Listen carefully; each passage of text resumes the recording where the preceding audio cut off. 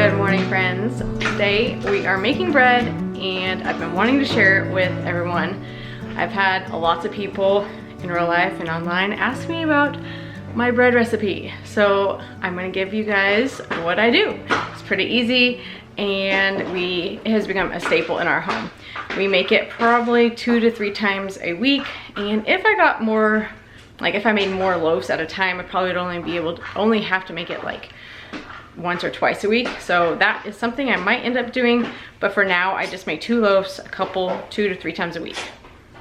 Here are my ingredients. I use some salt, dry yeast. So this is a yeast bread, and this is like a staple. So I buy this in bulk.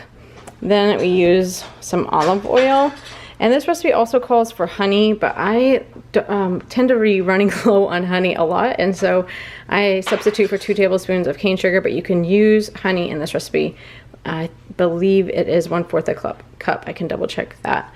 And then we use 2 cups of warm water. I like to make sure my water temp is between 100 and 120. But never exceeding 120. So this one it's been sitting here a minute. It's about 100 right now. So that'd be the minimum. And that's what helps your yeast react and make it actually rise. Then I use organic all-purpose flour, and I get this from Costco. So first step I like to do is put the warm water in my mixer bowl. So I'm just putting 2 cups of warm water in. And then for the yeast, I use 2.5 teaspoons. So I like to let this kind of sit. That's why I do it first, so that it has a little bit of time to start to react and start to do the little foaming process it does. But I also don't stop adding things. I'll go ahead and add my salt and my sugar and olive oil as it's starting to do its foaming thing. And then I use the pink Himalayan salt, and I use 1/2 teaspoon of pink Himalayan salt.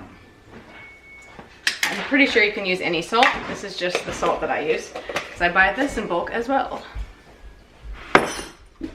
And then for my sugar, I do 2 tablespoons of sugar. And then I do 2 tablespoons of olive oil.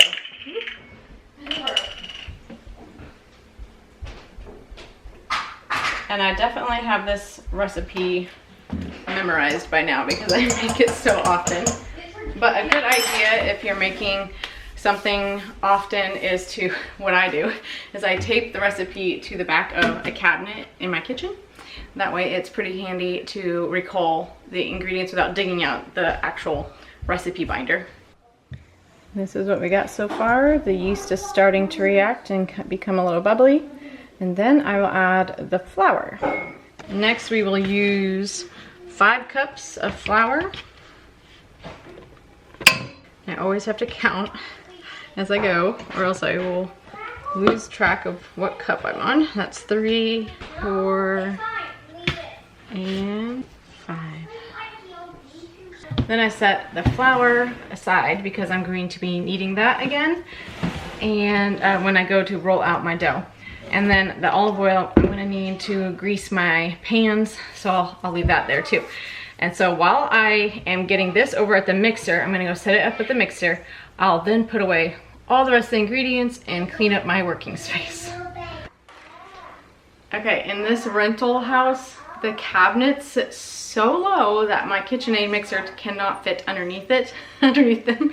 So the only place that we have for my KitchenAid is on this, like, I guess it's like an island, but it's connected to the wall on one side. And we have our Berkey here because obviously it's the only place for the Berkey as well. And then the KitchenAid just kind of slides behind the Berkey, and when I need it, I pull it out in this little tiny space between our Berkey and our sink, but we're making do with it. So using the dough hook, I like to mix it on the lowest setting for just until it's incorporated. Then after it's incorporated and the flour is kind of starting to stick together a little bit more, I will bump it to the second level, second setting, and let it do that for 8 to 10 minutes.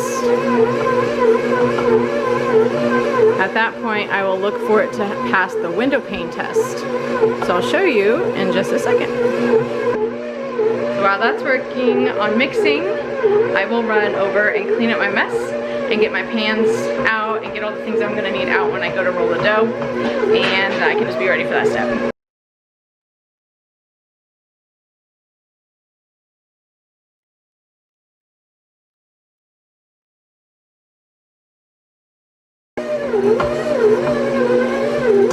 It's been a few minutes and the dough is coming together.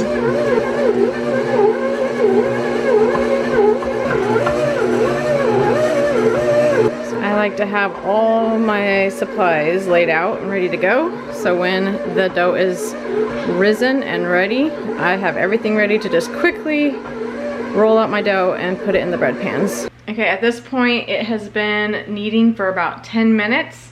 And if you do not have a mixer, you can do the same thing with your hands and just hand knead for 10 minutes. I know that's a lot more of a chore, but it is possible to get done. However, on the mixer, this has been done 10 minutes, and what I'm gonna check for is I'm gonna pull a little bit of this dough out, and I'm gonna kind of wad it up, and then try to flatten it out and make spread it out, like stretch it out, and see if I can see through it without it breaking, like coming apart. So I will kind of flatten it out here, and then I will spread it out. You can't really see, and it did break a little bit, but I'm spreading it kind of thin. So the goal is to kind of spread it out and kind of see some light through it without it actually breaking. So I think that, see, it broke. I could knead it about 1 more minute, but I think that this will be okay.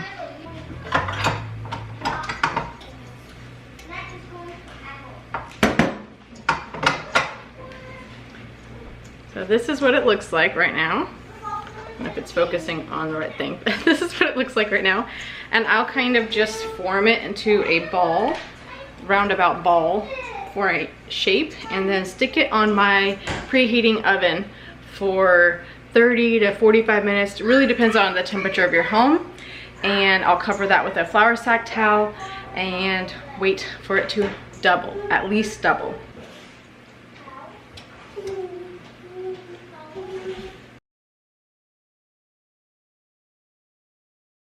All right, it has been about 40 minutes and we are at this point. It has doubled and it is ready for us to punch down. So I just punch down, get the air out of it, let the bubbles pop out, and then I just pull it out onto my floured surface. So I'm using this large cutting board as my surface, and I'm going to add a little flour. Just sprinkle it along so I can put this on and it won't stick to the board. Okay, at this point I kind of just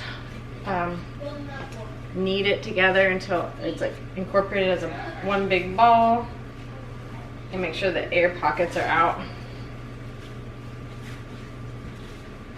Then I take my dough cutter and cut it in half.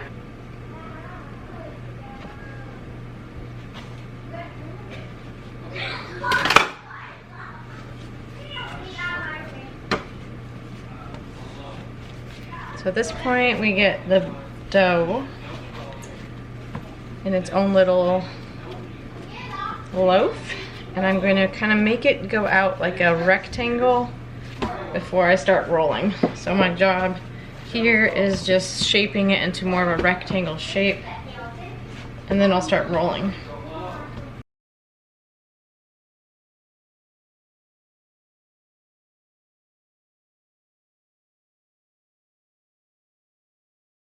It's not a perfect rectangle right now, but it will do. And then I start rolling. Just kind of try to keep it tight. And one side of this roll is a little thicker than this side, but it'll be all right. So I take the seam part and put it on the bottom, and then I pinch and tuck the ends so that it doesn't come undone. Pinch and tuck. Roll is starting to come in. Then I put it into a greased pan.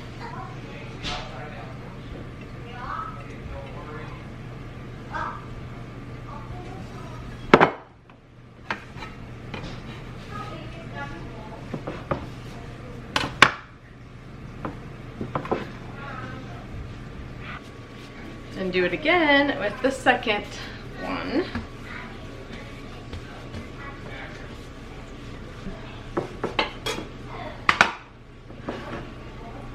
The next step is to let them rise again. So I just cover them with the flour sack towel on the oven that is preheating, and give it just really depends on the temperature in your home. In the summertime it won't take very long, but I just wait until it kind of mounds above my bread pan, and then I know that it's ready to go in the oven.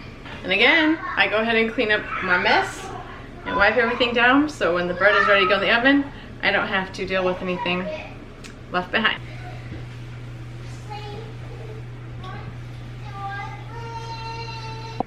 Okay, it is ready to go in the oven. See that? So this one has a little bit more than that one does, the dough wise, so it's rising a little bit more, but this one is above the rim and this is above the rim, so I would say that is ready to go. You can always let it rise a bit more if you want it to be a little taller, but this works for me.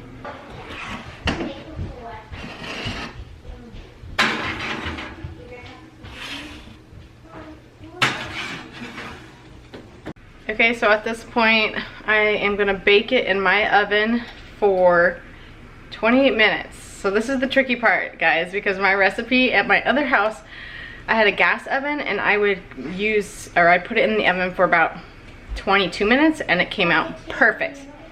With this electric oven, I have yet to figure out the exact settings and temperatures to make it come out like I did in my gas oven, but I am working with it and we're trying new things every time. But what I'm finding is around 22 minutes it seems to be doing the trick and coming out okay. So this will be the part you have to experiment. 350 for 20 plus minutes, whatever it takes at your oven and the type of oven you have. I don't know. I don't know what makes the difference. I honestly don't. Maybe somebody else that bakes a lot would know that how the ovens affect things. I had no idea until I moved to this house that the kind of oven really makes a difference.